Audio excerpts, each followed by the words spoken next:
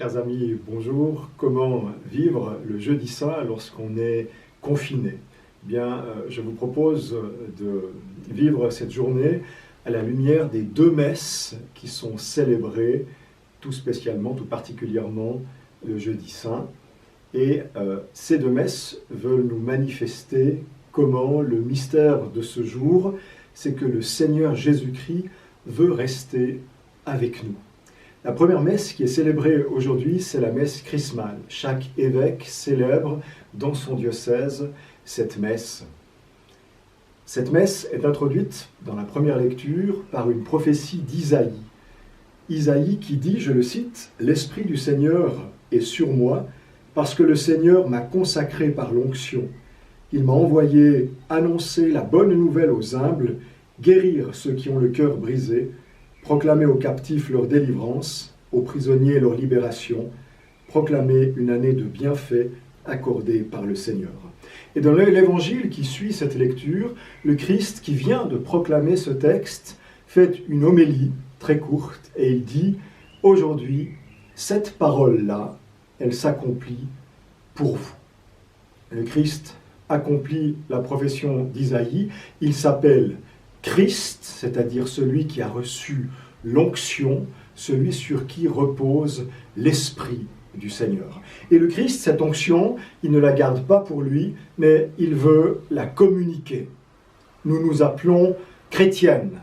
Chrétiens, c'est le même nom que Christ, parce que nous avons reçu de Jésus-Christ l'onction du Saint-Esprit. Et ensemble, nous formons ce peuple unifié par la Trinité Sainte, qui est l'Église. L'Église qui continue de présenter, de vivre sous cette onction au long du temps et dans l'espace.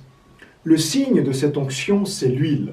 Donc aujourd'hui, durant la messe chrismale, chaque évêque va consacrer l'huile qui s'appelle le Saint-Crème et qui sera utilisée dans le diocèse chaque fois qu'un baptême, qu'une confirmation ou qu'une ordination sera célébrée. Durant la même célébration, l'évêque bénit aussi l'huile qui servira pour le sacrement de l'onction des malades et l'huile des catéchumènes que recevront ceux qui se préparent au sacrement du baptême. Donc, si le coronavirus peut nous empêcher de nous rassembler aujourd'hui, ce même virus ne peut pas nous empêcher de vivre la communion de l'Église. Et donc, je vous invite aujourd'hui à méditer ce mystère. Nous sommes membres d'une grande communion qui s'appelle l'Église, et par cette Église, le Seigneur veut rester, il veut demeurer avec nous. Si Jésus est avec nous dans le mystère de la communion de l'Église, il l'est aussi d'une manière toute spéciale dans le sacrement de l'Eucharistie. En paraphrasant l'évangéliste Saint Jean, le cardinal genevois Charles Journet disait « Dieu a tant aimé le monde qu'il lui a donné son Fils unique, et Dieu a tant aimé le monde qu'il ne lui a pas retiré la présence de ce Fils unique qui reste présent parmi nous dans le sacrement de l'Eucharistie. » Au soir du jeudi saint, l'évêque et les prêtres célèbrent une deuxième messe, c'est la messe de l'institution de l'Eucharistie, la commémoration de la scène du Seigneur.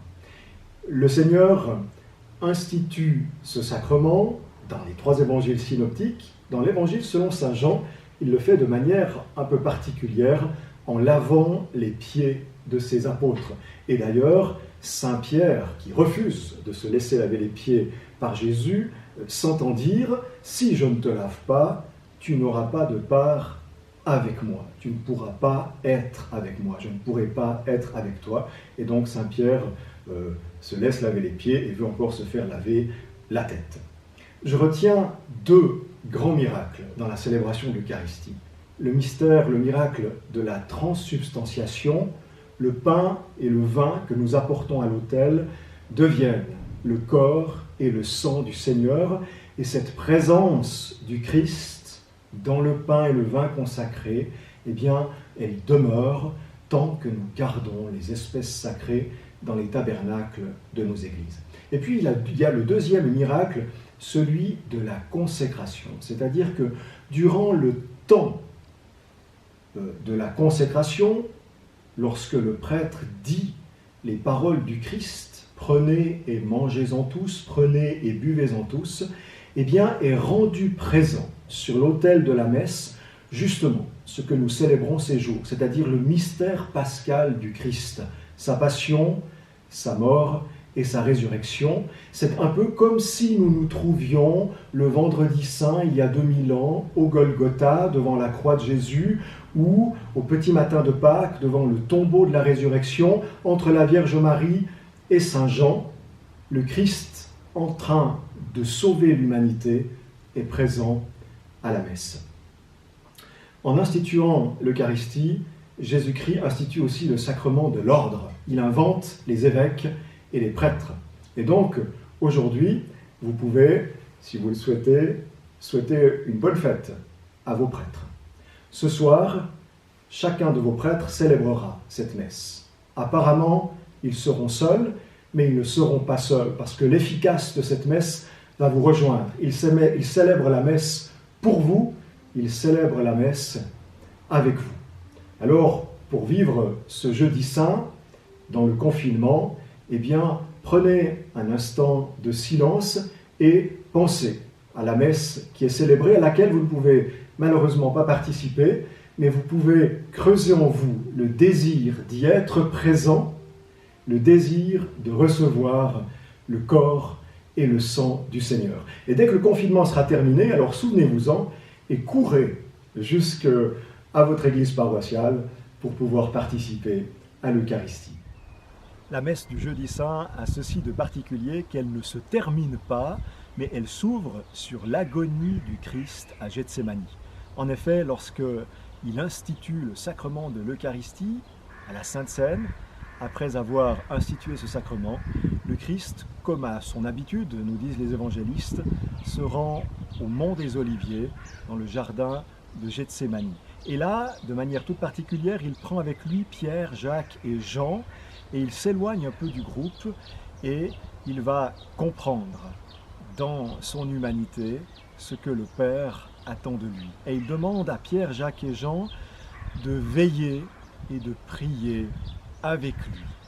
Or, le Christ, chaque fois qu'il revient vers ses trois apôtres, il les trouve endormis et il leur fait un petit reproche. Il leur dit « Mais vous n'avez pas eu la force de veiller avec moi. » Donc on comprend bien en cette heure de Gethsémani que si le Christ désire de tout son cœur être avec nous, c'est pour que nous aussi, nous désirions être avec lui, tout particulièrement au moment où le Christ a besoin de consolation, au moment où le Christ se sent seul, au moment où le Christ, dans son humanité, a l'impression d'être abandonné de Dieu.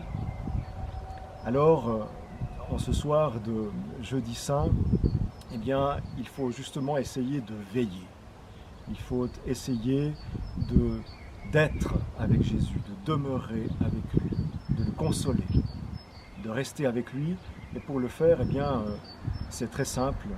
On peut le faire chez soi, à la maison. On peut le faire dans la solitude et le silence de sa chambre peut-être. Et c'est très facile d'être avec Jésus quand on est seul. Il suffit d'avoir un peu de foi, un peu d'espérance et un peu de charité. Et voilà qu'il est là avec nous pour que nous puissions rester et demeurer avec lui. À toutes et tous, je souhaite une belle fête du jeudi saint.